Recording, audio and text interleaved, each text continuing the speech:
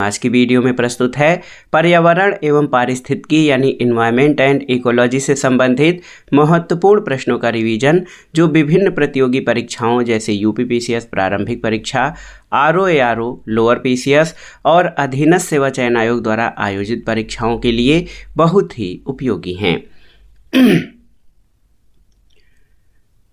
दोस्तों नमस्कार, ये है मार्गदर्शन फॉर सिविल सर्विसेज। मैं अनुराग चौधरी। दोस्तों आज की वीडियो में प्रस्तुत है पर्यावरण एवं पारिस्थितिकी यानी इन्वायरमेंट एंड इकोलॉजी से संबंधित महत्वपूर्ण प्रश्नों का रिवीजन जो आपके आगामी परीक्षाओं जैसे यूपीपीसीएस प्रारंभिक परीक्षा, आरओएआरओ यानी समीक्षा अधिकारी, सहायक समीक्षा अधिकारी, लोअर पीसीएस तथा अन्य राज्य लोक सेवा आयोगों द्वारा आयोजित की जाने वाली परीक्षाओं के सामान्य ज्ञान और सामान्य अध्ययन खंड के लिए बहुत ही उपयोगी है। इसमें हमने केवल उन्हीं प्रश्नों को शामिल किया है जो प्रीवियस ईयर्स में पूछे गए हैं। प्रश्नों को हल करते समय हमने उनकी व्याख्या भी की है ताकि आप प्रश्नों को आसानी से समझ सकें और परीक्षाओं की दृष्टि से कुछ अन्य महत्वपूर्ण तथ्यों को भी तैयार कर सकें। तो आइए शुरू करते हैं पर्यावरण एवं पारिस्थितिकी से संबंधित उन महत्वपूर्ण प्रश्नों का रिवीजन जो प्रीवियस ईयर्स पेपर्स में पूछे गए हैं। दोस्तों पूछा गया है कि दुधवा नेशनल पार्क निम्नलिखित में से किस राज्य में स्थित है, आपको बताना है। तो सही उत्तर है दोस्तों, दुधवा नेशनल पार्क उत्तर प्रदेश में स्थित है। तो दुधवा नेशनल पार्क कहाँ पर, ये उत्तर प्रदेश में स्थित है। अगला प्रश्न है भारत में पर्यावरण सुरक्षा अधिनियम किस वर्ष पारित किया गया था, आपको बताना है। तो दोस्तों पर्यावरण संरक्षण या पर्यावरण सुरक्षा अधिनियम जिसको कहा जाता है ये 1986 में पारित किया गया था, जबकि वन्य जीव संरक्षण अधिनियम 1972 में अधिनियमित किया गया था। तो पर्यावरण संरक्षण अधिनियम 1986 का है, उसके पहले वन्य जीव संरक्षण अधिनियम 1972 में अधिनियमित किया गया था। अगला प्रश्न है दोस्तों, सूची 1 का सूची 2 से मिलान करना है और दिए गए कूट के आधार पर सही उत्तर का चयन करना है। देखिए इंद्रावती राष्ट्रीय उद्यान कहाँ पर स्थित है, ये आपका दोस्तों इंद्रावती जो है छत्तीसगढ़ में स्थित है। मोल्लेम वन्यजीव अभ्यारण्य गोवा में स्थित है। कलेसर या कालेसर वन्यजीव अभ्यारण्य या राष्ट्रीय उद्यान हरियाणा में है और वेतवा राष्ट्रीय उद्यान ये झारखंड में स्थित है। तो सही उत्तर हो जाएगा आपका ऑप्शन ए 4, 3, 2 और 1। अगला प्रश्न है दोस्तों, देखिए भारत सरकार द्वारा जुलाई 2020 में बाघों की गणना 2018 पर जारी विस्तृत प्रतिवेदन के संदर्भ में कौन सा कथन सही है। पहला कथन है कि भारत में विश्व की कुल बाघों की आबादी का 70% है, ये आपका सही कथन है। और भारत में लगभग 30% बाघ अभ्यारण्यों के बाहर रहते हैं, तो दोनों ही कथन सही है। ऑप्शन हो जाएगा 1 और 2 दोनों, ऑप्शन सी सही उत्तर हो जाएगा। अगला प्रश्न है दोस्तों, निम्नलिखित घटनाओं को उनके प्रारंभ के कालानुक्रम में व्यवस्थित कीजिए। आपके लिए यहाँ पे एक प्रश्न है, ये जो घटनाएं हैं आपको इनका ईयर बताना है दोस्तों। हम इनका क्रम दे रहे हैं। क्रम है सबसे पहले इसमें वन्यजीव संरक्षण अधिनियम 1972 का है। उसके बाद दोस्तों देखिए फिर प्रोजेक्ट टाइगर 1972-73 में आया था। फिर उसके बाद प्रोजेक्ट हाथी आया था। फिर आया था जैव विविधता अधिनियम सबसे लास्ट में। तो सही उत्तर ऑप्शन हो जाएगा सी 3, 1, 2 और 4।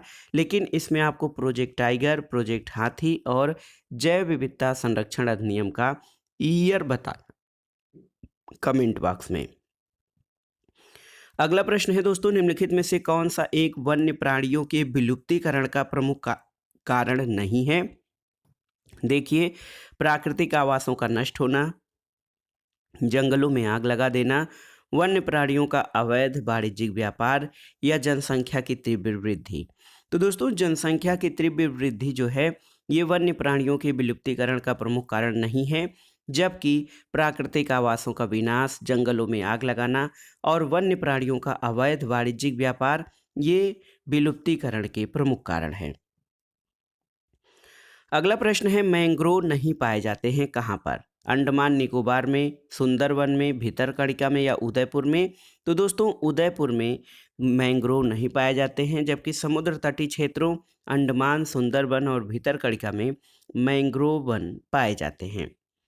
अगला प्रश्न है, पृथ्वी सतर्कता संस्थान द्वारा निम्नलिखित जीवों में से कौन पृथ्वी ग्रह का सर्वाधिक महत्वपूर्ण जीवित प्राणी घोषित किया गया है? तो ये जीवित प्राणी है दोस्तों मधुमक्खी। मधुमक्खी को पृथ्वी सतर्कता संस्थान द्वारा जो है पृथ्वी ग्रह का सर्वाधिक महत्वपूर्ण प्राणी घोषित किया गया है।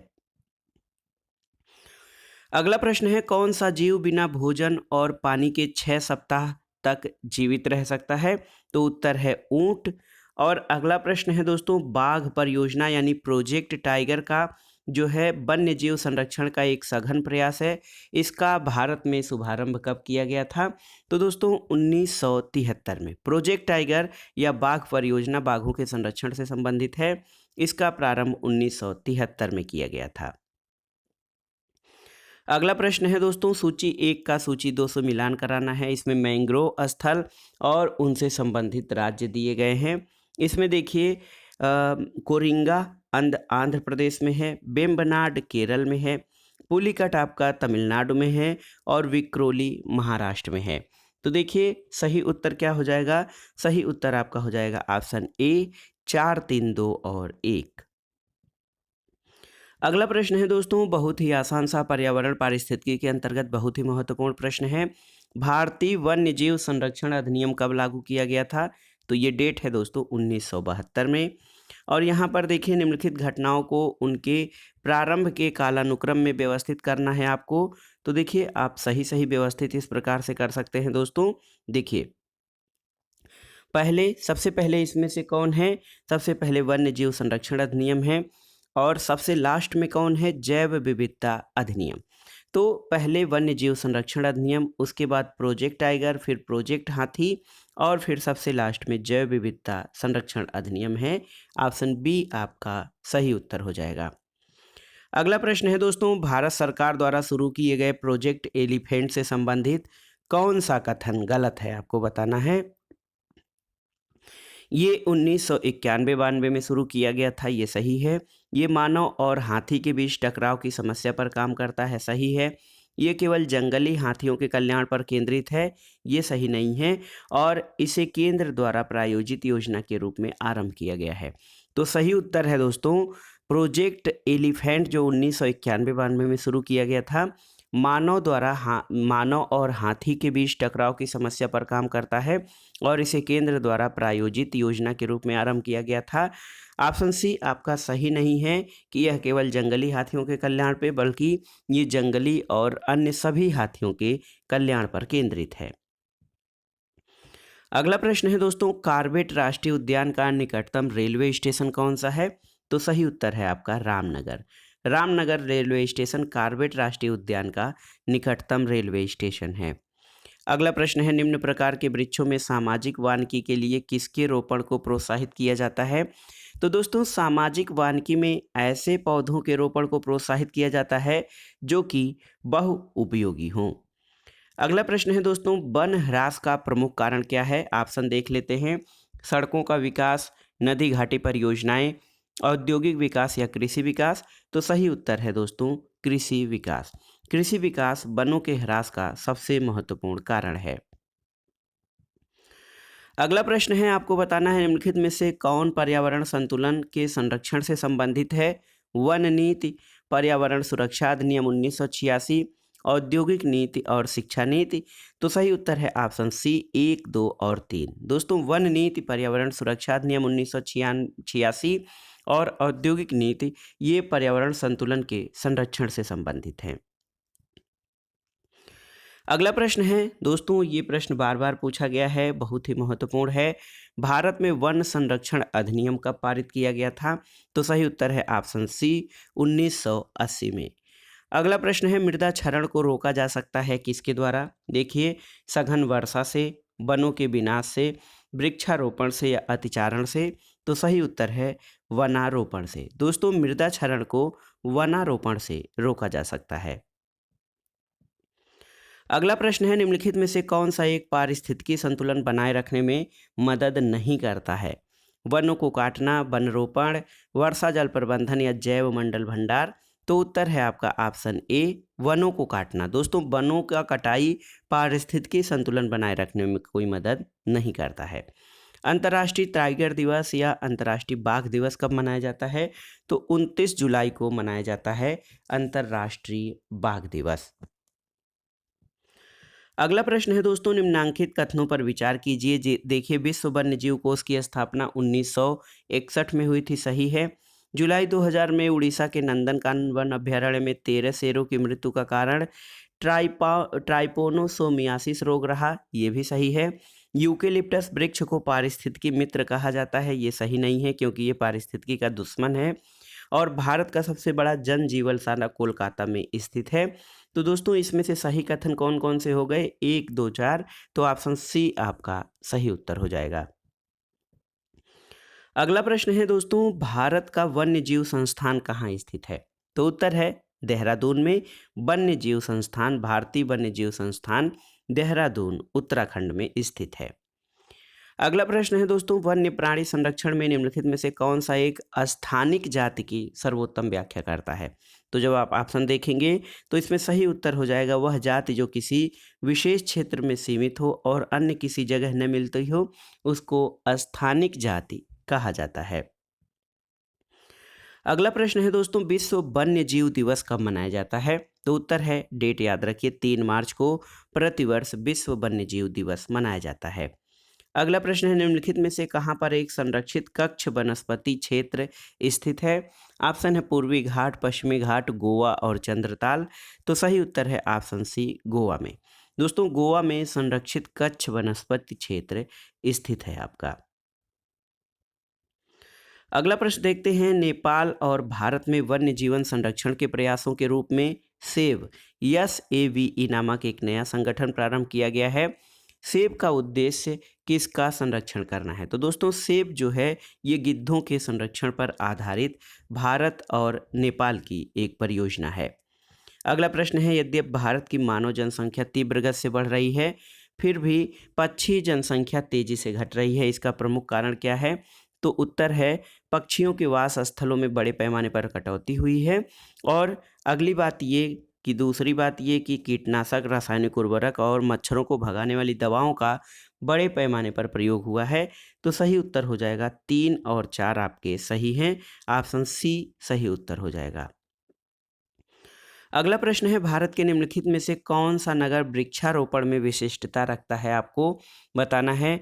तो सही उत्तर है दोस्तों वालपराई। वालपराई वृक्षारोपण में विशिष्टता रखता है। अगला प्रश्न है, सामाजिक वानिकी में निम्नलिखित में से किस प्रकार के वृक्षों के रोपण को प्रोत्साहित किया जाता है? तो आप जानते हैं बहुउद्देशीय वाले, यानी फल, लकड़ी, चारा, इसके अलावा ईंधन और अन्य जो है कार्य क्रियाकलापों में जिनका प्रयोग किया जा सके, सामाजिक वानिकी में उन्हीं प्रकार के वृक्षों के रोपण को प्रोत्साहित किया जाता है। अगला प्रश्न है दोस्तों, देखिए हाल में निम्नलिखित में से कौन सी ड्रग गिद्धों की समष्टि में ह्रास के लिए उत्तरदायी घोषित की गई है? तो उत्तर है डिक्लोफिनेक सोडियम। ये जो दवा है दोस्तों ये गिद्धों के ह्रास के लिए या उनके जो है कमी के लिए या उनकी समाप्ति के लिए महत्वपूर्ण दवा घोषित की गई है। विश्व के वन्य जीव भारत में कितने प्रतिशत पाए जाते हैं? तो दोस्तों विश्व के 5% वन्य जीव भारत में पाए जाते हैं, ऑप्शन ए आपका सही उत्तर है। और अगला प्रश्न है, निम्नलिखित में से किस राज्य में एक जिले की जनजाति महिलाओं ने पेड़ काटने वालों के खिलाफ सामाजिक बहिष्कार की सर्वप्रथम घोषणा की थी? तो दोस्तों ये है हिमाचल प्रदेश। हिमाचल प्रदेश राज्य के एक जिले की जनजाति महिलाओं ने पेड़ काटने वालों के खिलाफ सामाजिक बहिष्कार की घोषणा की थी। अगला प्रश्न है, वनों की कटाई प्रतिबंधित करने वाला दुनिया का प्रथम देश कौन सा है? तो उत्तर है दोस्तों नॉर्वे। नॉर्वे जो है पर्यावरण की दृष्टि से अति संवेदनशील भी है, ध्रुवीय देश है और वनों की कटाई प्रतिबंधित करने वाला दुनिया का पहला देश है। अगला प्रश्न है, भारत सरकार द्वारा किस वर्ष बाघ परियोजना शुरू की गई थी? तो दोस्तों बाघ परियोजना दोस्तों ये कब शुरू की गई थी आपको बताना है। तो 1973 1973 याद रखिएगा, बाघ परियोजना शुरू की गई थी। अगला प्रश्न है, द ग्रेट इंडियन बस्टर्ड जो एक विलुप्त प्राय पक्षी की प्रजाति है, आजकल भारत के किस राज्य में पाया जाता है? तो हरियाणा, पंजाब, कर्नाटक या उड़ीसा। तो सही उत्तर है दोस्तों कर्नाटक में। अगला प्रश्न है, अभ्यारण्य और जैवमंडल रिजर्व से संबंधित प्रश्नों को देखते हैं। भारत का ओशनिक नेशनल पार्क कहाँ पर स्थित है, आपको बताना है। भारत का ओशनिक नेशनल पार्क, तो सही उत्तर है दोस्तों कच्छ। कच्छ में भारत का ओशनिक नेशनल पार्क स्थित है आपका। अगला प्रश्न है, सूची 1 को सूची 2 से मिलान करिए और दिए गए कूट के आधार पर सही उत्तर का चयन करना है। तो यहाँ पर हो जाएगा दोस्तों, नोक्रेक मेघालय में स्थित है, मानस असम में है, अगस्तमलाई केरल में और देहांग देबांग अरुणाचल प्रदेश में। ऑप्शन ए आपका सही उत्तर हो जाएगा। अगला प्रश्न है दोस्तों, निम्नलिखित युग्मों में से कौन सा सही सुमेलित नहीं है, तो देख लेते हैं। नीलांबुर हाथी अभ्यारण्य केरल में सही है। सिंहभूम हाथी अभ्यारण्य झारखंड में है। मैसूर हाथी अभ्यारण्य कर्नाटक में, और कमेंग जो है ये मेघालय में नहीं है, यही आपका सही सुमेलित नहीं है। कमेंग जो है ये कहाँ पर स्थित है हाथी अभ्यारण्य, आपको बताना है। अगला प्रश्न है, निम्नलिखित पक्षी अभ्यारण्यों में से कौन उत्तर प्रदेश में स्थित नहीं है, आपको बताना है। देखिए, ऑप्शन है पटना पक्षी अभ्यारण्य, जयप्रकाश नारायण पक्षी अभ्यारण्य, चित्रागुडी पक्षी अभ्यारण्य और उधवा पक्षी अभ्यारण्य। तो सही उत्तर है 3 और 4, यानी ऑप्शन डी आपका सही उत्तर हो जाएगा। चित्रांगुडी पक्षी अभ्यारण्य और उधवा पक्षी अभ्यारण्य ये उत्तर प्रदेश में स्थित नहीं है। अगला प्रश्न है, निम्नलिखित में सूची 1 के साथ सूची 2 का मिलान करना है। और देखिए, एक सुंदरवन पश्चिम बंगाल में स्थित है, आप जानते हैं। काजीरंगा असम में है, बांदीपुर कर्नाटक में है, और मरुस्थल या मरुभूमि राष्ट्रीय उद्यान ये आपका राजस्थान में है। अगला प्रश्न है दोस्तों, निम्नलिखित युग्मों में से कौन सही सुमेलित नहीं है, तो देखिए, बांदीपुर राष्ट्रीय उद्यान कर्नाटक में सही सुमेलित है। मानस वन्यजीव अभ्यारण्य असम में ये भी सही सुमेलित है। पेरियार वन्यजीव अभ्यारण्य केरल में है, और सिमलीपाल राष्ट्रीय उद्यान मध्य प्रदेश में नहीं, जबकि सिमलीपाल उड़ीसा में स्थित है। अगला प्रश्न है दोस्तों, डाचीगाम राष्ट्रीय उद्यान निम्नलिखित में से किससे संबंधित है, तो सही उत्तर है दोस्तों, डाचीग्राम जो राष्ट्रीय उद्यान है ये हांगुल या कश्मीरी हिरन के संरक्षण से संबंधित है। अगला प्रश्न है, निम्नलिखित में से कौन से टाइगर रिजर्व के रूप में घोषित किए गए हैं, रणथंभौर, मानस, इंद्रावती और सह्याद्री। तो सही उत्तर है दोस्तों, रणथंभौर, मानस, इंद्रावती और सह्याद्री ये सभी टाइगर रिजर्व के रूप में घोषित किए गए हैं। अगला प्रश्न है दोस्तों, कान्हा राष्ट्रीय पार्क प्रसिद्ध है किसके लिए, तो बाघों के लिए। कान्हा नेशनल पार्क उत्तर मध्य प्रदेश में है और ये बाघों के लिए प्रसिद्ध है। अगला प्रश्न है, निम्नलिखित में से कौन सा युग्म सही सुमेलित है, तो देखिए, सिमलीपाल असम ये सही सुमेलित नहीं है। नोकरेक मेघालय में है, ये आपका सही सुमेलित है। दिहांग दिबांग सिक्किम में सही सुमेलित नहीं। अगस्त मलाई कर्नाटक दिया है, ये भी सही सुमेलित नहीं। तो सही उत्तर हो जाएगा नोकरेक मेघालय में है और यही सही सुमेलित है। अगला प्रश्न है, सूची 1 का सूची 2 से मिलान करिए और दिए गए कूट के आधार पर सही उत्तर का चयन करना है आपको। बखान कॉरिडोर नेचर रिफ्यूज, दोस्तों बखान कॉरिडोर नेचर रिफ्यूज ये अफगानिस्तान में है। सेफ हाकोसुंडो राष्ट्रीय पार्क ये कहाँ पर स्थित है, ये नेपाल में है। नागरी राष्ट्रीय पार्क, दोस्तों नागरी राष्ट्रीय पार्क आपका चीन में स्थित है। और बमडेलिंग वन्यजीव अभ्यारण्य ये भूटान में स्थित है। तो ये देखिए, बखान कॉरिडोर नेचर रिफ्यूज अफगानिस्तान में, सेफोकसुंडो राष्ट्रीय उद्यान नेपाल में, इसके अलावा नागरी राष्ट्रीय पार्क ये आपका चीन में, और दोस्तों बमडेलिंग वन्यजीव अभ्यारण्य ये भूटान में स्थित है। यहाँ पर फिर से एक बार मिलान कर लेते हैं दोस्तों। बखान कॉरिडोर, देखिए बखान कॉरिडोर जो है ये आपका दोस्तों कहाँ पर स्थित है, तो ये सही सुमेलित हमने किया था। बखान अफगानिस्तान में। शे फोकटुंडो दोस्तों, शे फोकसुंडो राष्ट्रीय उद्यान ये आपका देखिए नेपाल में है। नागरी राष्ट्रीय पार्क आपका चीन में सुमेलित हो रहा है और बमडेलिंग वन्यजीव अभ्यारण्य भूटान में है। अगला प्रश्न है दोस्तों, सूची 1 का सूची 2 से सुमेलन करना है। नोकरेक मेघालय में मिला दीजिए, मानस असम में, दिहांग दिबांग अरुणाचल प्रदेश में और अगस्तमलाई केरल में है। तो इस प्रकार सही सुमेलन क्या हो जाएगा? सही सुमेलन हो जाएगा ऑप्शन बी आपका। इसमें क्या है? 3, 2, 4 और 1। अगला प्रश्न है दोस्तों, यहाँ पर देखिए सूची 1 का सूची 2 से मिलान करना है और सही उत्तर का चयन करना है। सिमलीपाल, सिमलीपाल आपका ओडिशा में स्थित है, तो ए का 4 हो जाएगा। दिहांग दिबांग अरुणाचल प्रदेश में, बी का 3 हो जाएगा।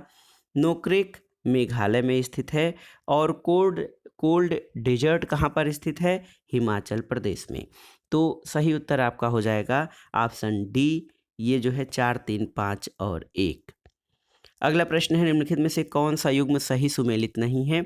बुक्सा बिहार। देखिए बुक्सा दोस्तों बिहार राज्य में नहीं है, ये सही सुमेलित नहीं है। दम्फा मिजोरम में सही सुमेलित है, नामेरी असम में और नामदफा अरुणाचल प्रदेश में।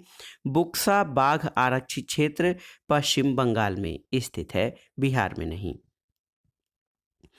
अगला प्रश्न है दोस्तों, बखिरा पक्षी बिहार कहाँ पर स्थित है? तो सही उत्तर है बखिरा पक्षी बिहार बस्ती में है। दोस्तों अब इसका लोकेशन एक प्रकार से संत कबीर नगर जिला हो गया है, तो बखिरा पक्षी बिहार बस्ती या फिर संत कबीर नगर में स्थित है। अगला प्रश्न है, निम्नलिखित राष्ट्रीय उद्यानों को सर्वप्रथम से सबसे बाद के कालानुक्रम में व्यवस्थित कीजिए और दिए गए कोड के आधार पर सही उत्तर का चयन करिए। सबसे पहले देखिए दोस्तों, यहाँ पर जिम कॉर्बेट नेशनल पार्क है, उसके बाद कान्हा नेशनल पार्क आ जाएगा, फिर आपका आएगा काजीरंगा, फिर लास्ट में साइलेंट वैली। तो सही उत्तर ऑप्शन डी हो जाएगा। 2, 4, 3 और 1 ये राष्ट्रीय उद्यानों का सही क्रम है। निम्नलिखित में से कौन सा भारत में स्थापित प्रथम राष्ट्रीय उद्यान है? तो भारत में स्थापित प्रथम राष्ट्रीय उद्यान जिम कॉर्बेट नेशनल पार्क है। अगला प्रश्न है, यूनेस्को द्वारा जुलाई 2016 में भारत के निम्नलिखित किस राष्ट्रीय स्थल को विश्व धरोहर स्थल घोषित किया गया था? तो उत्तर है दोस्तों कंचनजंगा, जिसको कि खांग चेंगजोंगा राष्ट्रीय उद्यान कहा जाता है। इसको 2016 में यूनेस्को द्वारा विश्व धरोहर स्थल घोषित किया गया था। अगला प्रश्न है, निम्नलिखित में झीलों में से कौन सी एक विश्व धरोहर स्थल है? तो सही उत्तर है क्रोएशिया की प्लिट्विस झील जो है ये विश्व धरोहर स्थल में शामिल है। अगला प्रश्न है दोस्तों, निम्नलिखित में से कौन एक यूनेस्को द्वारा प्रमाणित क्षेत्रफल की दृष्टि से भारत का बृहत्तम जैवमंडलीय निधि है? तो ये कौन सा है? ये है दोस्तों मन्नार की खाड़ी। मन्नार की खाड़ी यूनेस्को द्वारा प्रमाणित क्षेत्रफल की दृष्टि से भारत की बृहत्तम जैवमंडलीय रिजर्व है। अगला प्रश्न है, भारत का 16वां जैवमंडलीय आरक्षित क्षेत्र जो बना था शीत मरुस्थल, ये कहाँ पर स्थित है? तो शीत मरुस्थल आपका हिमाचल प्रदेश में स्थित है। अगला प्रश्न है दोस्तों, निम्नलिखित राज्यों में से उस राज्य को चुनिए जिसमें सर्वाधिक संख्या में वन्य जीव अभ्यारण्य या नेशनल पार्क और अभ्यारण्य हैं। तो सही उत्तर है मध्य प्रदेश। दोस्तों मध्य प्रदेश राज्य में सर्वाधिक वन्य जीव अभ्यारण्य हैं। अगला प्रश्न है, समुद्री पार्क या मेरीन नेशनल पार्क कहाँ पर स्थित है? ये कच्छ की खाड़ी में है। और नोकरेक जैवमंडल आरक्षित क्षेत्र कहाँ पर स्थित है? तो दोस्तों ये आपका मेघालय में स्थित है, नोकरेक जैवमंडल आरक्षित क्षेत्र। अगला प्रश्न आते हैं, निम्नलिखित में से कौन सा छत्तीसगढ़ में स्थित है? देखिए अंसी राष्ट्रीय उद्यान, बेतला राष्ट्रीय उद्यान, इंद्रावती राष्ट्रीय उद्यान या फिर गूगामल राष्ट्रीय उद्यान। तो सही उत्तर है ऑप्शन सी, इंद्रावती राष्ट्रीय उद्यान आपका छत्तीसगढ़ में स्थित है। गंगा डॉल्फिन सेंचुरी कहाँ पर स्थित है? दोस्तों गंगा डॉल्फिन सेंचुरी सुल्तानगंज में स्थित है। अगला प्रश्न है, निम्नलिखित में से कौन सा युग्म सही सुमेलित नहीं है? गंगा डॉल्फिन सेंचुरी संत कबीर नगर, ये आपका सही सुमेलित नहीं है क्योंकि ये सुल्तानगंज बिहार में है। और भारतीय पशु अनुसंधान संस्थान बरेली में सही सुमेलित है। पक्षी सेंचुरी भरतपुर में सही है। और राष्ट्रीय डेयरी अनुसंधान संस्थान करनाल, ये भी आपका सही सुमेलित है। अगला प्रश्न है दोस्तों, निम्नलिखित में से किसे हाल में टाइगर रिजर्व घोषित किया गया है? तो दोस्तों यहाँ पर देखिए राजा जी राष्ट्रीय पार्क को टाइगर रिजर्व की श्रेणी में घोषित किया गया है। अगला प्रश्न है, भितरकनिका गरान। देखिए दोस्तों भितरकनिका गरान के संदर्भ में निम्नलिखित कथनों पर विचार कीजिए। ये वंशधारा और सुवर्णरेखा नदियों के डेल्टा में स्थित है, तो ये सही नहीं है। ये पश्चिमी बंगाल में स्थित है, ये भी सही नहीं है। तो दोस्तों यहाँ पर हो जाएगा न तो 1 और न ही 2। भितरकणिका गरान के संदर्भ में दोस्तों ये दोनों ही कथन सही नहीं है। अगला प्रश्न है, भारत का सबसे बड़ा चीता आवास कौन सा है? तो उत्तर है आंध्र प्रदेश में भारत का सबसे बड़ा चीता आवास है। भारत का वह अभ्यारण्य जिसमें हाथियों की सबसे अधिक संख्या पाई जाती है, तो ये है आपका काजीरंगा नेशनल पार्क। असम में यहाँ पर हाथियों की सर्वाधिक संख्या पाई जाती है। राजीव गांधी राष्ट्रीय उद्यान कहाँ पर स्थित है, आपको बताना है। तो उत्तर है कर्नाटक में। कर्नाटक में राजीव गांधी राष्ट्रीय उद्यान स्थित है। अगला है, जंगल महल कहलाने वाला क्षेत्र कहाँ पर स्थित है? दोस्तों ये क्षेत्र पश्चिम बंगाल में है, जो जंगल महल के नाम से प्रसिद्ध है। अगला प्रश्न है दोस्तों, चिनार वन्य जीव विहार कहाँ पर स्थित है? तो सही उत्तर है केरल में। दोस्तों केरल में चिनार वन्य जीव अभ्यारण्य है। बाघों का प्रमुख रिजर्व सरिस्का किस राज्य में है? आपके लिए प्रश्न है। तो सरिस्का आप जानते हैं राजस्थान राज्य में है। इसके अलावा दोस्तों अति विवादित बबली प्रोजेक्ट, बबली या बभली प्रोजेक्ट किस राज्य में स्थित है? तो उत्तर है महाराष्ट्र में। बबली प्रोजेक्ट का संबंध दोस्तों महाराष्ट्र राज्य से है। अगला प्रश्न है, भारत के निम्न टाइगर रिजर्व में कौन सा मिजोरम में स्थित है? देखिए, मेलघाट, बुक्सा, दम्फा या फिर भद्रा। तो सही उत्तर है दम्फा। दम्फा टाइगर रिजर्व आपका ये मिजोरम में स्थित है। भारत का सबसे बड़ा बाघ आवास कहाँ पाया जाता है? तो ये प्रश्न है दोस्तों, सही उत्तर हो जाएगा भारत का सबसे बड़ा बाघ आवास आंध्र प्रदेश राज्य में पाया जाता है। कभी कभी ये प्रश्न भी उठता है कि अगर जो बाघ आवासों की बात की जाए तो सर्वाधिक बड़ा या सबसे अधिक क्षेत्रफल में मध्य प्रदेश में ये पाया जाता है। अगला प्रश्न है, निम्नलिखित में से कौन सा बाघ आरक्षित क्षेत्र 2 राज्यों में स्थित है? तो सही उत्तर है पेंच। पेंच जो है बाघ आरक्षित क्षेत्र 2 राज्यों में स्थित है। अगला प्रश्न है दोस्तों, पेरियार वन्यजीव अभ्यारण्य निम्नलिखित में से किस राज्य में स्थित है? तो आप जानते हैं पेरियार वन्यजीव अभ्यारण्य केरल राज्य में स्थित है। अगला प्रश्न है, सूची 1 को सूची 2 से सुमेलित करना है और सूचियों में दिए गए कूट का प्रयोग करके सही उत्तर का चयन करना है। नामदफा, दोस्तों नामदफा आपका अरुणाचल प्रदेश में स्थित है। बांदीपुर कर्नाटक में है। पेरियार केरल में और केबुल लामजाओ ये मणिपुर में स्थित है। सही उत्तर क्या हो जाएगा? सही उत्तर ऑप्शन ए 2, 1, 4 और 3 हो जाएगा। अगला प्रश्न है दोस्तों, सूची 1 का सूची 2 से सुमेलन कराना है। यहाँ पर देखिए, जब सूची 1 का सूची 2 से, इसमें राष्ट्रीय उद्यान और राज्य दिए गए हैं। देखिए, बांधवगढ़, बांधवगढ़ आपका ये बांधवगढ़ मध्य प्रदेश में स्थित है। इसके अलावा बांदीपुर कर्नाटक में स्थित है। रोहिला राष्ट्रीय उद्यान ये कहाँ पर स्थित है? हिमाचल प्रदेश में। और गिर जो है ये गुजरात में स्थित है। तो सही उत्तर ऑप्शन ए हो जाएगा 3, 4, 1 और 2। अगला प्रश्न है, निम्नलिखित युग्मों में से कौन सही सुमेलित नहीं है? देखिए, बांदीपुर राष्ट्रीय उद्यान कर्नाटक में सही सुमेलित है। मानस वन्यजीव अभ्यारण्य असम में सही सुमेलित है। और पेरियार वन्यजीव अभ्यारण्य केरल में ये भी सही सुमेलित है। सिमलीपाल उड़ीसा में है दोस्तों, मध्य प्रदेश में नहीं, इसलिए ये आपका सही सुमेलित नहीं है। ऑप्शन डी सही उत्तर हो जाएगा। अगला प्रश्न है, निम्नलिखित राज्यों में से किस एक में सर्वाधिक संख्या में वन्यजीव अभ्यारण्य यानी नेशनल पार्क और अभ्यारण्य स्थित हैं? तो कौन सा राज्य है? ये है मध्य प्रदेश। सर्वाधिक अभ्यारण्य और नेशनल पार्क यहीं पर स्थित हैं।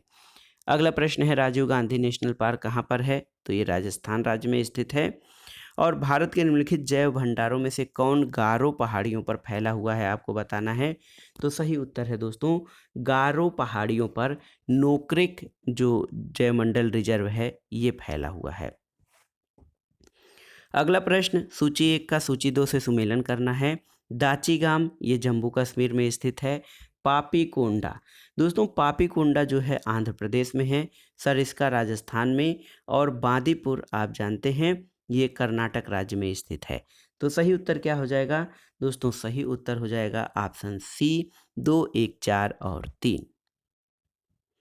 अगला प्रश्न है, निम्नलिखित में से किस राज्य में पेरियार वन्यजीव अभ्यारण्य स्थित है? तो आप जानते हैं केरल में है पेरियार वन्यजीव अभ्यारण्य। गंगा डॉल्फिन सेंचुरी कहाँ स्थित है? तो ये सुल्तानगंज में स्थित है, जहाँ डॉल्फिनों के संरक्षण से संबंधित प्रयास किए जा रहे हैं। अगला प्रश्न है, रानी झांसी समुद्री राष्ट्रीय पार्क की स्थापना कब हुई थी? तो सही उत्तर है 1996 में। रानी झांसी समुद्री राष्ट्रीय पार्क की स्थापना 1996 में की गई थी। अगला प्रश्न है, ग्रेट हिमालयन नेशनल पार्क कहाँ पर स्थित है? तो उत्तर है हिमाचल प्रदेश में। दोस्तों, हिमाचल प्रदेश में ग्रेट हिमालयन नेशनल पार्क और कोल्ड डेजर्ट नेशनल पार्क भी स्थित है। अगला प्रश्न है, सूची 1 का सूची 2 से मिलान कराइए और दिए गए कूट के आधार पर सही उत्तर का चयन करिए। दाचीगाम जम्मू कश्मीर में है, पापीकोंडा आंध्र प्रदेश में, सरिस्का आपका राजस्थान में है, देखिए सरिस्का राजस्थान में, और बांदीपुर कर्नाटक में है। तो सही उत्तर क्या हो जाएगा? दोस्तों, सही उत्तर हो जाएगा ऑप्शन बी 2, 1, 3 और 4। अगला प्रश्न है, निम्नलिखित में से कौन सी जैव विविधता के संरक्षण के लिए महत्वपूर्ण रणनीति है? तो दोस्तों, जैव मंडल के संरक्षण के लिए महत्वपूर्ण रणनीति जैव मंडल रिजर्व हैं। अगला प्रश्न है, निम्नलिखित में से कौन सही सुमेलित नहीं है? बांदीपुर कर्नाटक सही सुमेलित है, राजाजी उत्तराखंड सही सुमेलित है, सिमलीपाल उड़ीसा ये भी सही सुमेलित है, और दोस्तों पिन वैली राष्ट्रीय उद्यान जम्मू कश्मीर ये आपका सही सुमेलित नहीं है। आपको बताना है पिन वैली नेशनल पार्क कहाँ पर स्थित है। इस वीडियो का आखिरी प्रश्न है, निम्नलिखित में से कौन सा युग्म सही सुमेलित है? आपको बताना है। तो सही सुमेलित है केवलादेव राष्ट्रीय उद्यान भरतपुर राजस्थान में है। इसके अलावा महान हिमालय राष्ट्रीय उद्यान मनाली में दिया है, सही नहीं है। राजाजी नेशनल पार्क देहरादून ये भी सही नहीं है, और वन विहार राष्ट्रीय उद्यान जबलपुर ये भी सही नहीं है। तो सही सुमेलन है केवलादेव राष्ट्रीय उद्यान, ये भरतपुर राजस्थान में स्थित है। तो दोस्तों, ये था आज का वीडियो। इसमें हमने पर्यावरण से संबंधित महत्वपूर्ण प्रश्नों, वन्य जीवन और पर्यावरण से संबंधित जो वन्य जीव अभ्यारण्य, राष्ट्रीय पार्क आदि हैं, इनसे संबंधित प्रश्नों को हमने कवर किया। वीडियो बहुत ही उपयोगी और महत्वपूर्ण है आपके आगामी परीक्षाओं के लिए, इसलिए आप इन प्रश्नों को तैयार कर लीजिएगा। दोस्तों, वीडियो आपको कैसा लगा हमें कमेंट बॉक्स में ज़रूर बताइएगा। वीडियो को लाइक करें, शेयर करें और इस चैनल मार्गदर्शन फॉर सिविल सर्विसेज को सब्सक्राइब करें। वीडियो देखने के लिए धन्यवाद दोस्तों, नमस्कार। है दोस्तों, निम्नलिखित ऊर्जा स्रोतों में से कौन सा सर्वोत्तम पर्यावरण अनुकूल है? ऑप्शन है पेट्रोलियम उत्पाद, वन उत्पाद, नाभिकीय विखंडन या सौर सेल। तो सही उत्तर है सौर सेल या सोलर सेल। दोस्तों, ये ऊर्जा का सर्वोत्तम पर्यावरण अनुकूल जो है साधन है। अगला प्रश्न है, पर्यावरण को स्वच्छ रखने की दृष्टि से निम्नलिखित में से कौन सा ऊर्जा स्रोत सर्वोत्तम है? ऑप्शन है सौर सेल, नाभिकीय विखंडन, पेट्रोलियम उत्पाद और वन उत्पाद। तो सही उत्तर है सौर सेल। दोस्तों, सौर सेल या सोलर सेल, जिसको फोटोवोल्टिक सेल भी कहा जाता है, ये पर्यावरण स्वच्छ रखने की दृष्टि से सबसे महत्वपूर्ण ऊर्जा स्रोत हैं। इसके अलावा दोस्तों, नाभिकीय विखंडन, पेट्रोलियम उत्पाद और वन उत्पादों से कहीं न कहीं प्रदूषण उत्पन्न अवश्य ही होता है। अगला प्रश्न है, नाभिकीय शक्ति परियोजनाओं के अंतर्गत पर्यावरणीय प्रभाव जिसका अध्ययन किया जाना और हल निकाला जाना है वे कौन से हैं? तो देखिए, ऑप्शन है वायु, मृदा एवं जल का रेडियोधर्मी प्रदूषण, वन अपरोपण तथा पेड़ पौधों तथा जंतु समूह की क्षति, रेडियोधर्मी प्रदूषण का निस्तारण या उपर्युक्त सभी। तो सही उत्तर है ऑप्शन डी, उपर्युक्त सभी। दोस्तों, नाभिकीय शक्ति परियोजनाओं के अंतर्गत पर्यावरणीय प्रभाव में इन सभी चीज़ों का अध्ययन किया जाना और हल निकाला जाना जरूरी है। अगला प्रश्न है, देखिए, भारत ने अपना पहला अणु युक्ति परीक्षण या परमाणु बम का परीक्षण भारत ने अपना पहला कब किया था? तो उत्तर है 18 मई 1974 को। दोस्तों, 18 मई 1974 को पोखरण में भारत ने अपना पहला अणु युक्ति परीक्षण किया था। अगला प्रश्न है दोस्तों, गाड़ियों को चलाने के लिए हाइड्रोजन गैस सुविधाजनक रूप से ईंधन के रूप में प्रयोग में लाई जा सकती है यदि वह कम ताप पर किसी पदार्थ द्वारा शोषित हो ताकि वह निर्वातक द्वारा उत्पन्न तापमान पर मुक्त हो सके। वह कौन सा पदार्थ है जो भारत में पाया जाता है? ऑप्शन है आपके हाइड्राइट, कोयला, सोप स्टोन या रेजिन। तो सही उत्तर है ये है हाइड्राइट, जो कि भारत में पाया जाता है। अगला प्रश्न है दोस्तों, देखिए, बहुत ही महत्वपूर्ण कथन कारण से संबंधित है। कथन है कि मरुस्थल शाश्वत ऊर्जा के उत्पादन के प्रभावकारी स्रोत हो सकते हैं। कारण है कि जितनी ऊर्जा मानव जाति एक वर्ष में उपभोग करती है उससे अधिक ऊर्जा मरुस्थल 6 घंटों में सूर्य से प्राप्त कर लेते हैं। तो सही उत्तर है ऑप्शन ए और आर दोनों सही हैं और आर ए की सही व्याख्या भी करता है। अगला प्रश्न है दोस्तों, टाटा ऊर्जा अनुसंधान संस्थान नई दिल्ली द्वारा स्वतंत्रता के बाद से देश के पर्यावरण के अवक्रमण का प्रालेखन और आगामी 50 वर्षों में इसके नियमन के लिए युक्तिपूर्वक विकास के लिए जो परियोजना है वो क्या कहलाती है? तो दोस्तों ये है टाटा एनर्जी रिसर्च इंस्टीट्यूट यानी टेरी द्वारा जो परियोजना है उसका नाम है ग्रीन इंडिया 2047। तो सही उत्तर है ग्रीन इंडिया 2047। टाटा ऊर्जा अनुसंधान संस्थान नई दिल्ली द्वारा स्वतंत्रता के बाद जो है पर्यावरण के अवक्रमण और प्रलेखन और आगामी 50 वर्षों के नियमन हेतु विकास परियोजना है। अगला प्रश्न है दोस्तों, समुद्री खरपतवार निम्नलिखित में से किसका महत्वपूर्ण स्रोत होता है? तो आप जानते हैं समुद्री खरपतवार आयोडीन के प्रमुख स्रोत होते हैं। अगला प्रश्न है, जैव ईंधन के संबंध में निम्न में से कौन सा कथन सत्य नहीं है? देखिए, जैव ईंधन पारिस्थितिकी अनुकूल होता है, सही है। जैव ईंधन लागत प्रभावी होता है, सही नहीं है। जैव ईंधन ऊर्जा संकट के समाधान में योगदान दे सकता है और जैव ईंधन मक्का से भी बनता है। तो सही उत्तर ऑप्शन बी जैव ईंधन के संबंध में सही नहीं है। अन्य कथन जो हैं आपके सही हैं। अगला प्रश्न है, निम्नलिखित फलीदार पौधों में से कौन पेट्रोपादप भी है? अरहर, मटर, चना या करेज? तो सही उत्तर है दोस्तों करेज, रतनजोत और जट्रोपा, ये सभी पेट्रोपादपों की श्रेणी में आते हैं।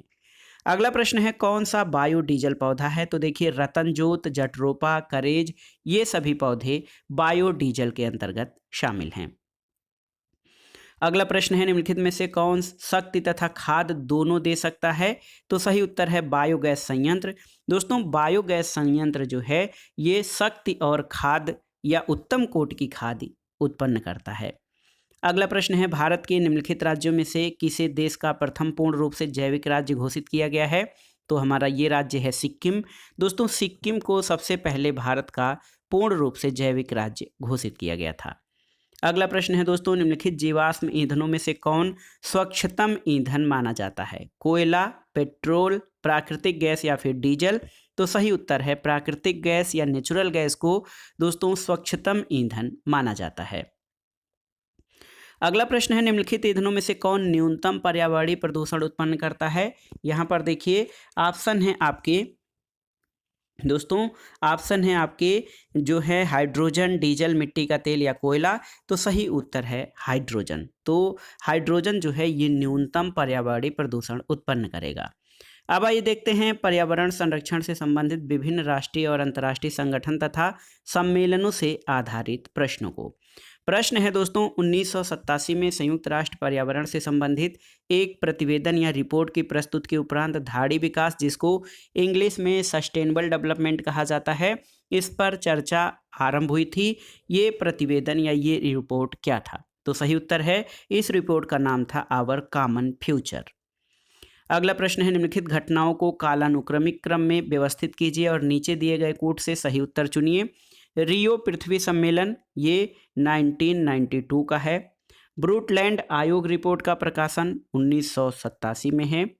मॉन्ट्रियल प्रोटोकॉल का प्रवर्तन 1987 में। The limit to growth report 1972 में। तो सही उत्तर आपका हो जाएगा दोस्तों सबसे पहले आपका द लिमिट टू ग्रोथ, उसके बाद आ जाएगा ब्रूटलैंड आयोग की रिपोर्ट, फिर मॉन्ट्रियल प्रोटोकॉल और सबसे लास्ट में रियो पृथ्वी सम्मेलन। ऑप्शन बी आपका सही उत्तर हो जाएगा। अगला प्रश्न है दोस्तों, रामसर सम्मेलन किससे संबंधित है?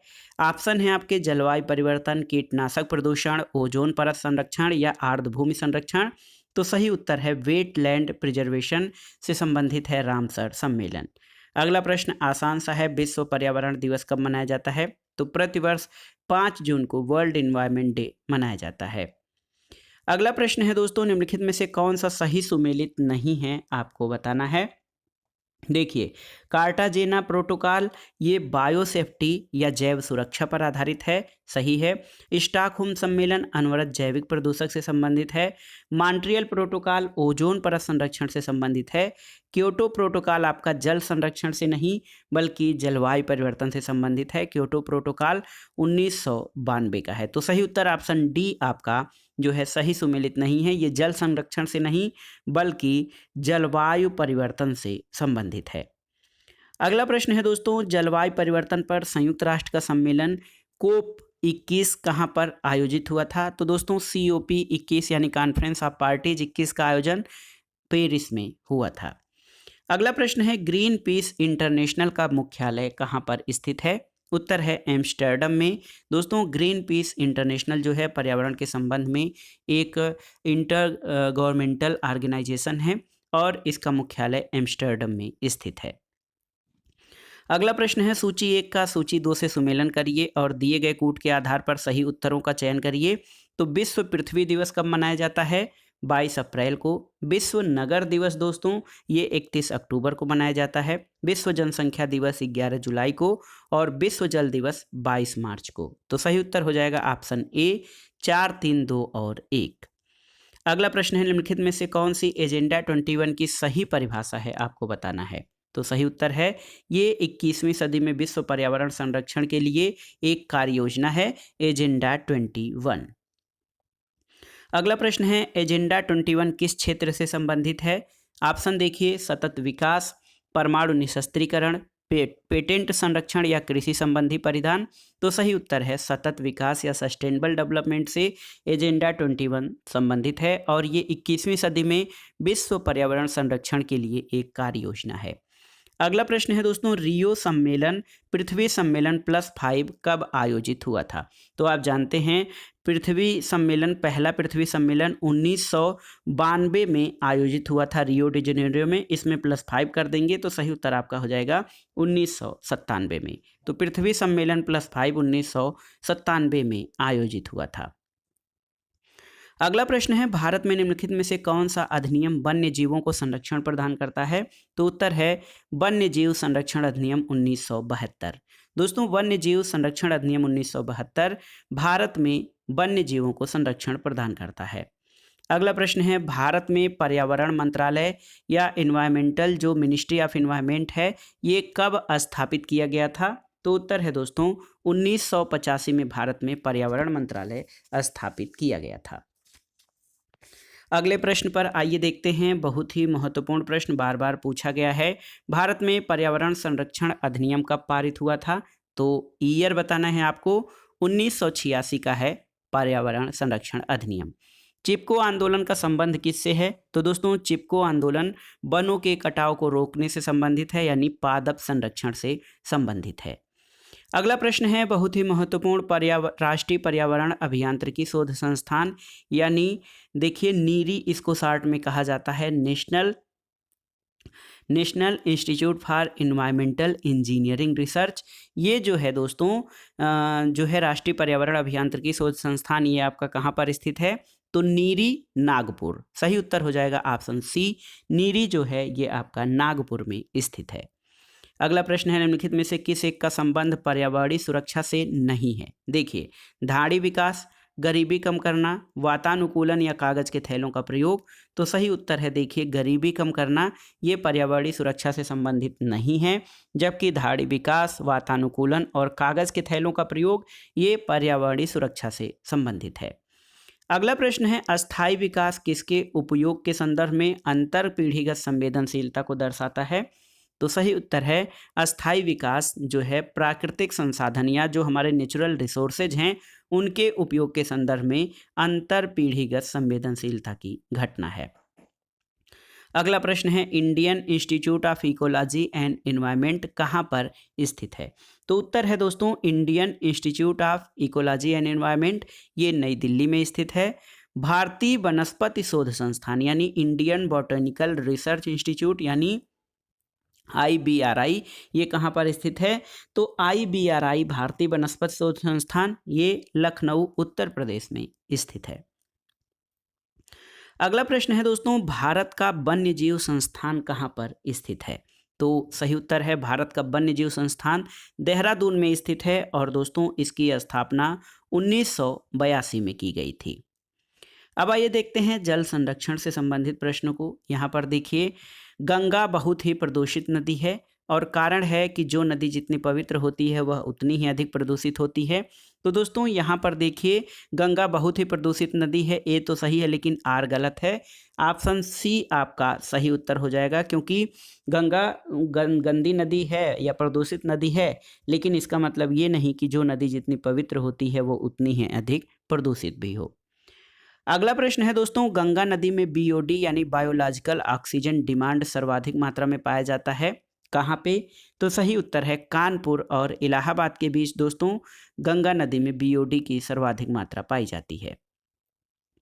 अगला प्रश्न है, निम्नलिखित में से कौन सी जल प्रबंधन युक्ति भारत में लागत का अधिकतम देने वाला है, आपको बताना है। कौन सी जल प्रबंधन युक्ति भारत में लागत से अधिकतम देने वाला है? तो सही उत्तर है वर्षा के जल का संचयन। दोस्तों वर्षा जल संचयन बहुत ही आसान है।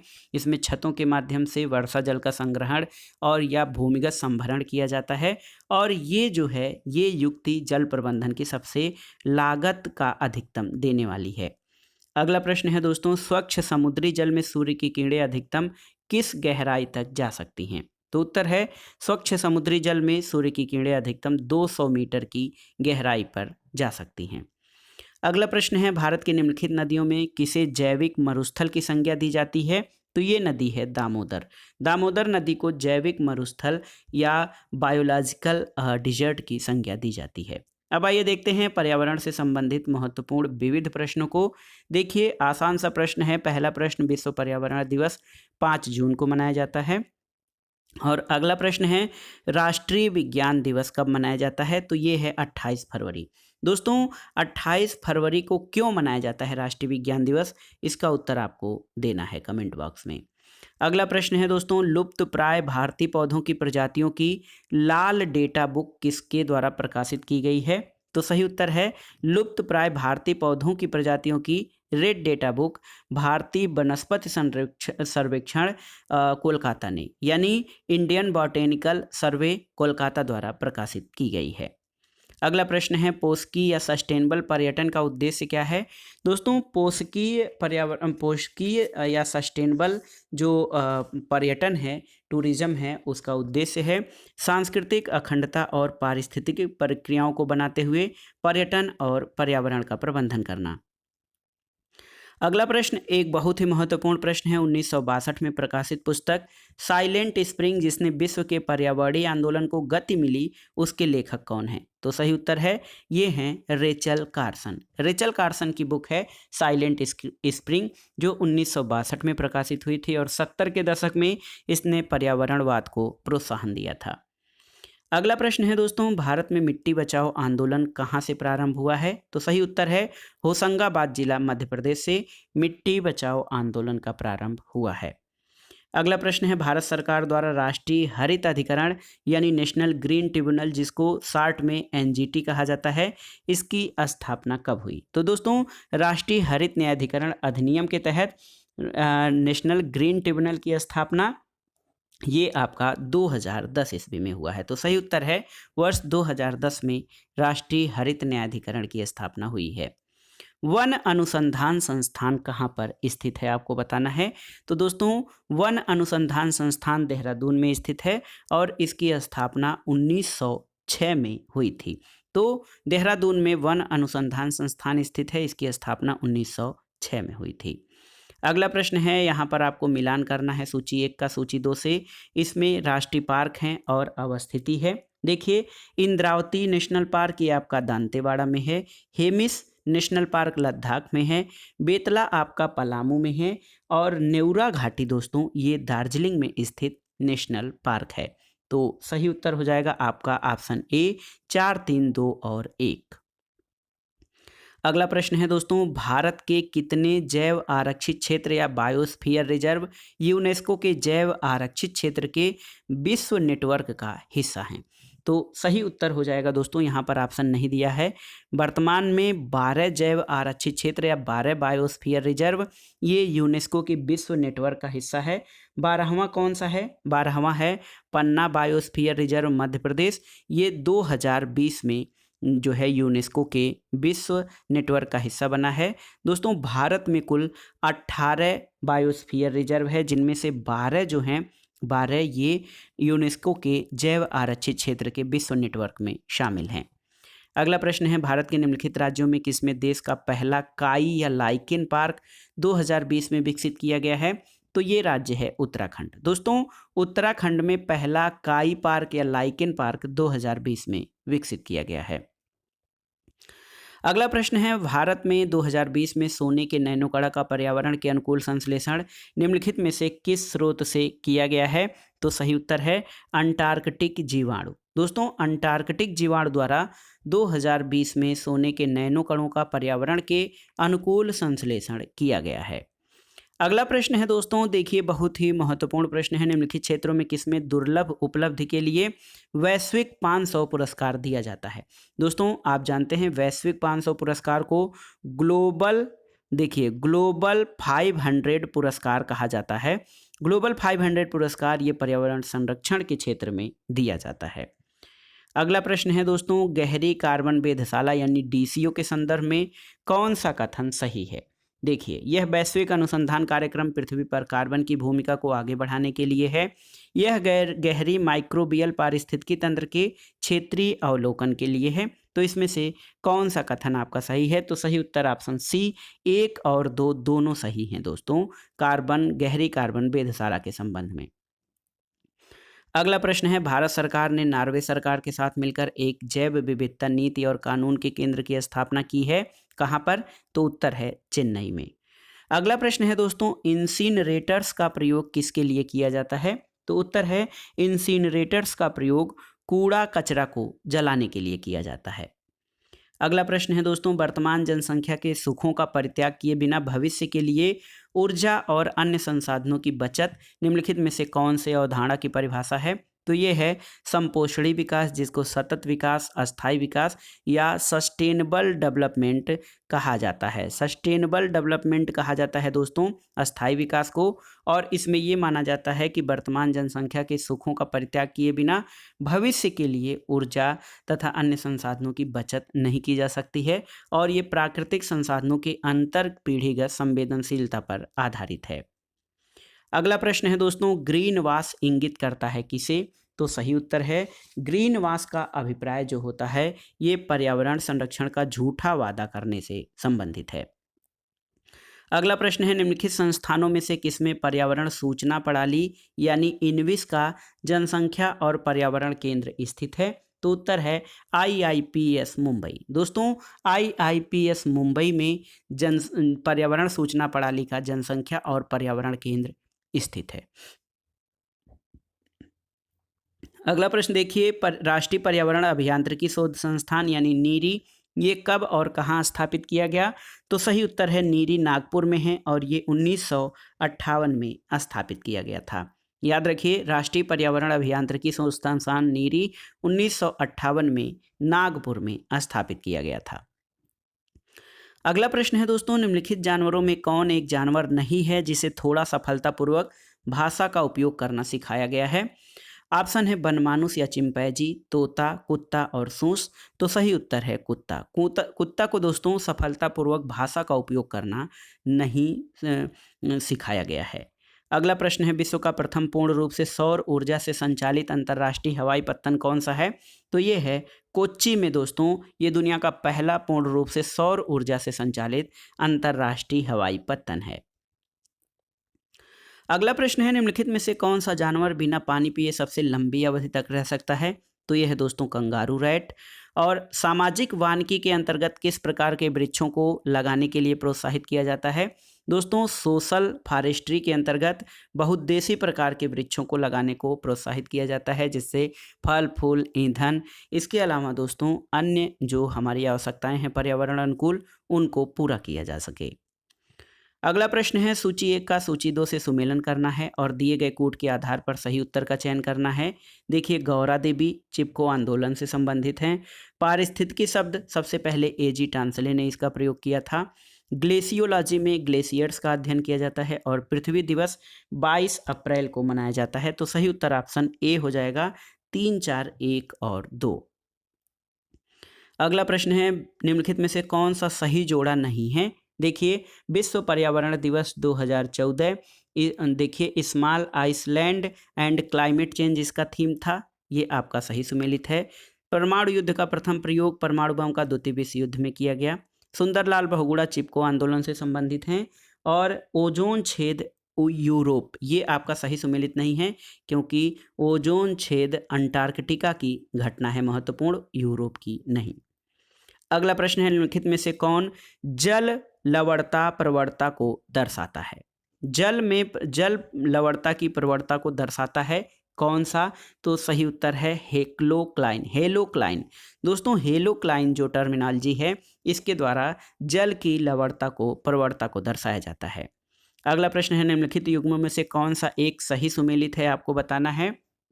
देखिए, सही सुमेलित है बायोस्फीयर रिजर्व का सबसे पहले प्रयोग एडवर्ड सुएस के द्वारा किया गया था। इसके अलावा अन्य जो दोस्तों देखिए अन्य जो ऑप्शंस हैं ये आपके सही सुमेलित नहीं हैं। बायोस्फीयर रिजर्व का प्रयोग सबसे पहले एडवर्ड सुएस के द्वारा किया गया था। अगला प्रश्न है दोस्तों, निम्नलिखित में से किस देश में विश्व के तापमानों पर आंकड़े इकट्ठा करने के लिए वैश्विक वायुमंडल चौकसी स्टेशन स्थापित नहीं किया गया है? तो ये अल्जीरिया, ब्राजील और केन्या में है, जबकि भारत में ये स्थापित नहीं किया गया है। अगला प्रश्न है, निम्नलिखित में से कौन सा सही सुमेलित नहीं है, आपको बताना है। देखिए, यहाँ पे पारिस्थितिकी विज्ञानों का केंद्र बंगलुरु में सही सुमेलित है। भारतीय वन्य प्राणी संस्थान देहरादून में सही सुमेलित है। भारतीय वन प्रबंधन संस्थान अहमदाबाद में ये सही सुमेलित नहीं है, क्योंकि भारतीय वन्य प्रबंधन संस्थान आपका भोपाल में स्थित है और इसकी स्थापना दोस्तों याद रखिएगा 1984 में की गई थी। भारतीय वन प्रबंधन संस्थान जो भोपाल में स्थित है 1984 में इसकी स्थापना की गई थी। और अगला है हिमालयी पर्यावरण और विकास का गोविंद वल्लभ पंत संस्थान, ये अल्मोड़ा में है, सही सुमेलित है। तो सही सुमेलित जो नहीं है वो है आपका ऑप्शन सी, भारतीय वन प्रबंधन संस्थान, ये भोपाल में स्थित है, न कि अहमदाबाद में। अगला प्रश्न है दोस्तों, निम्न मानकों में से हरिकेन द्वारा क्षति के मापन के लिए किसका उपयोग किया जाता है? तो उत्तर है साफिर सिम्पसन मापक। दोस्तों, साफिर सिम्पसन मापक का प्रयोग हरिकेन द्वारा क्षति के मापन के लिए किया जाता है। अगला प्रश्न है, कथन और कारण से संबंधित है। कथन है दोस्तों, पारंपरिक खेती के आधुनिक वैज्ञानिक खेती में रूपांतरण में हरित क्रांति की तकनीक की महत्वपूर्ण भूमिका रही है, सही है। इसमें सामाजिक और पर्यावरणीय लागत सम्मिलित नहीं होती है। तो दोस्तों, दोनों ही कथन सही हैं, लेकिन आर ए की सही व्याख्या नहीं करता है, इसलिए ऑप्शन बी आपका सही हो जाएगा। अगला प्रश्न है दोस्तों, निम्नलिखित में से कौन से सूक्ष्मजीवी जैव उर्वरक के रूप में प्रयोग होते हैं? तो उत्तर है साइनोबैक्टीरिया।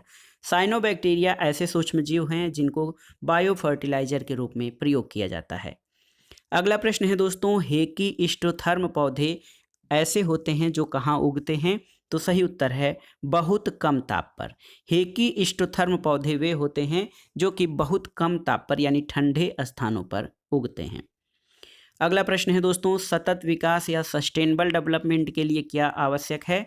जैविक विविधता का संरक्षण, प्रदूषण का निरोध और नियंत्रण, निर्धनता को घटाना, उपरोक्त तीनों।